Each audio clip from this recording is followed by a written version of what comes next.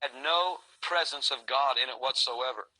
Evil at this point in the dream had begun to pervade every aspect of society. Darkness was everywhere, and I was telling Stan this, that what I saw was there was a clear line of who was God's people and who wasn't. I mean, you could walk down the street and you would know instantly who was who. It's not like it is right now, whether you're wondering if, sometimes you go into large groups of people and you're wondering, I wonder who's saved here. I wonder who knows the Lord. This was so evident. There was a clear line of delineation. Demarcation was marked spiritually and was clearly seen. When we were being interrogated, the mind control was phenomenal. It wasn't like any human could do in an interrogation. My mind began to really be swept with anxiety and fear.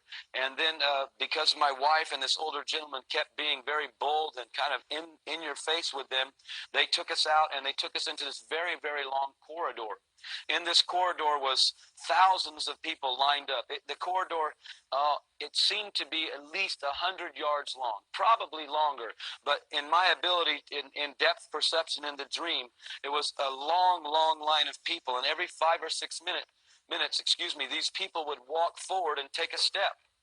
We had been in this line for a long time when people would barge in through the doors on the side of this corridor and begin to grill people and tell them to renounce their faith.